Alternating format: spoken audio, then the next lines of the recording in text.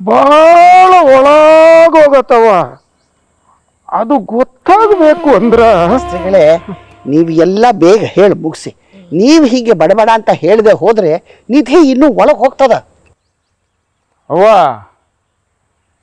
ದಿಗ್ಬಂಧನ ಮಾಯಾಗಿ ನಮಗೆ ನಿಧಿ ಕಾಣಬೇಕು ಅಂದ್ರ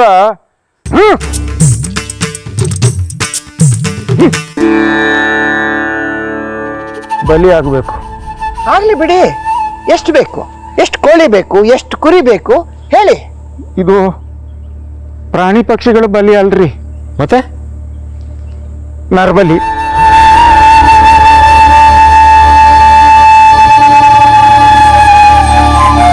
ಹೌದು, ನರಬಲಿ. ಅದು ಅರಮನಿದು. ಅದೇನು ಅಂತ ಮಾತಾಡ್ತಿರ್ರಿ? ಇವ್ರು ಅರಮನೆ ನಿಧಿ ಅರಮನೆಯವ್ರಿಗೆ ಸಿಗ್ಬೇಕು ಅಂದ್ರೆ ಅರಮನೆಯವ್ರದೇ ಬಲಿ ಆಗ್ಬೇಕಾ? ಲೆಕ್ಕಾಚಾರ ಏನೋ ತಪ್ಪಾಗಿರ್ಬೇಕು ನೋಡ್ರಿ.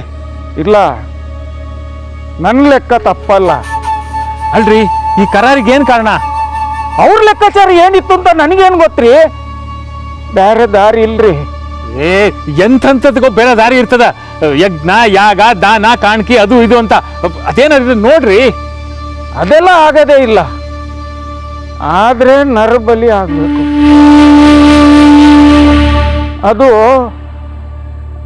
ಅರಮನೆಯವ್ರದ್ದೇ ಆಗ್ಬೇಕು.